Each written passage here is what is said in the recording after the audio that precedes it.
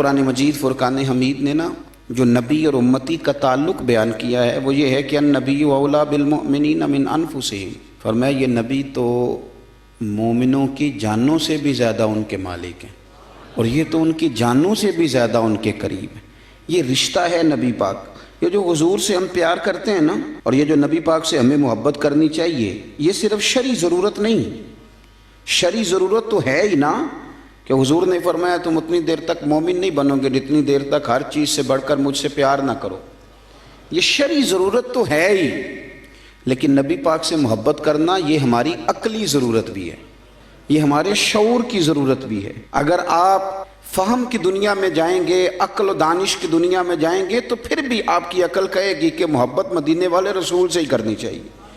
اور یارو ماں باپ سے پیار کرتے ہیں، انہوں نے احسان بڑے کیے، اولاد سے پیار کرتے ہیں، پیاری بڑی لگتی ہے، بہن بھائیوں سے پیار کرتے ہیں، رشتہ قریبی ہے۔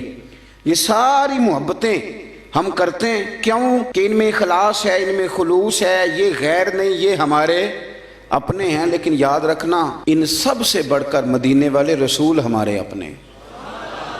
کیوں؟ اس لیے کہ بہن بھائی کبھی کبھی اخلاص چھوڑ بھی جاتے ہیں، کبھی کبھی مفاد پرست ہو جاتے ہیں، کبھی کبھی ایسا ہوتا ہے کہ ماں باپ بھی ایسا رویہ اختیار کرتے ہیں کہ جس سے لگتا ہے کہ انہیں بھی تھوڑی جیب سے دلچسپی ہو گئی، اللہ ماشاءاللہ سارے نہیں۔ اور بیوی بچوں کے بارے میں تو قرآن فرما چکا ہے، قرآن نے کہہ دیا بیوی بچوں کے بارے میں کہ یہ تو بعض اوقات تمہارے دشمن ہو جاتے ہیں، یہ تو کئی دفعہ تم سے وہ کام کراتے ہیں جو تمہیں رب رسول سے دور لے جائیں، قرآن مجید نے فرما دیا۔ او میرے بھائی، جتنے اپنے کہلانے والے ہیں یہ کبھی نہ کبھی کچھ ایسا کر دیتے ہیں کہ جو اپنوں والا نہیں ہوتا۔ ایک ذات ہے مدینے والے محبوب کی، ایک ذات ہے تیرے اور میرے رسول کی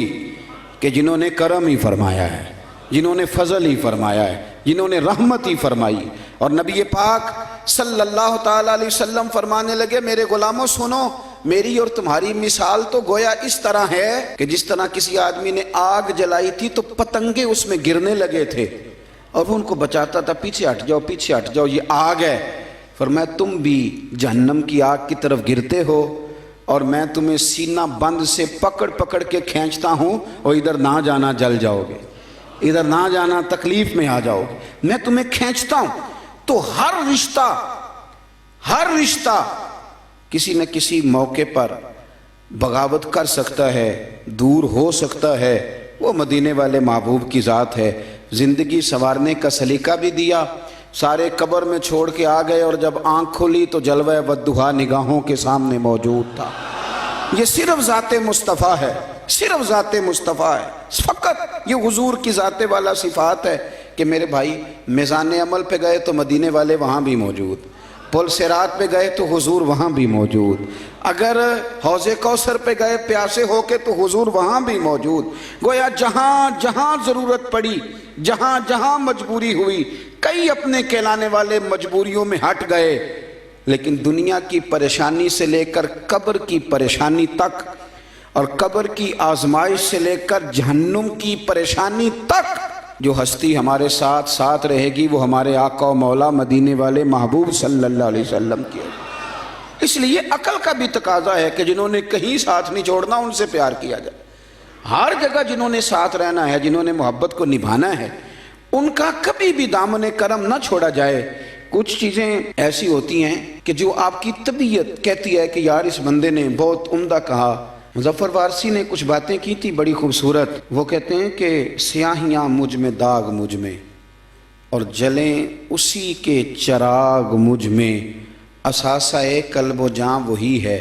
میرا تو سب کچھ میرا نبی ہے۔ اب کبھی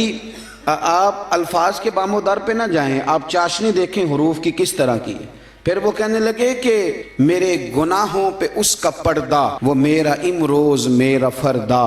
شعور بھی اسی کا وضع کردہ، وہ میرا ایمان میرا تیقن، وہ میرا پیمانہ تمدن۔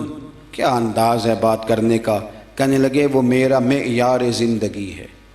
کیونکہ میرا تو سب کچھ میرا نبی ہے۔ کہنے لگے وہ میری منزل بھی ہم سفر بھی، وہ سامنے بھی پس نظر بھی، وہی مجھے دور سے پکارے،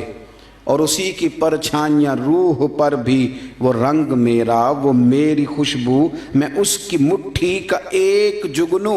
اور یارو وہ میرے اندر کی روشنی ہے، میرا تو سب کچھ میرا نبی ہے، وہ تو میرے اندر کی روشنی ہے، میرا تو سب کچھ میرا نبی ہے۔ اور پھر کہنے لگے اسی کے قدموں میں راہ میری،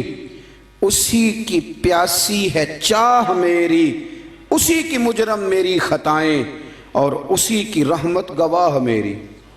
اسی کی مجرم میری خطائیں اور اسی کی رحمت گواہ میری۔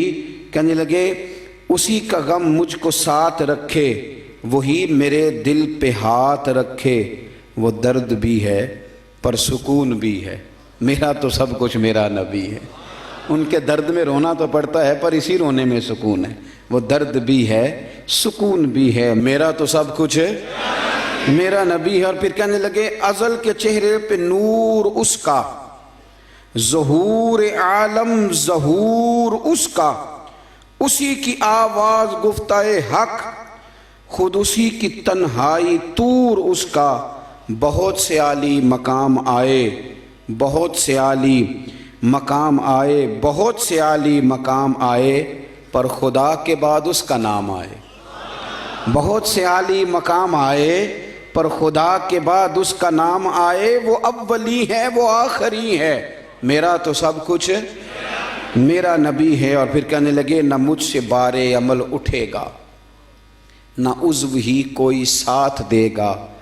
اگر کہے گا تو روز محشر خدا سے میرا نبی کہے گا، سیاہیاں داغ صاف کر دے، اسے میرے مولا معاف کر دے۔ انداز دیکھیے، کہنے لگے نہ مجھ سے بار عمل اٹھے گا، اسی کوئی نے جو کہ ہاں صحیح، نہ مجھ سے بار عمل اٹھے گا، نہ عضو ہی کوئی ساتھ دے گا، اگر کہے گا تو روز محشر خدا سے میرا نبی کہے گا، سیاہیاں داغ صاف کر دے، اسے میرے مولا معاف کر دے، کیونکہ یہ میرا عاشق ہے وارثی ہے۔ تھوڑا سا مظفر وارثی سے معذرت کے ساتھ، یہ میرا عاشق ہے قادری ہے، میرا تو سب کچھ میرا نبی ہے۔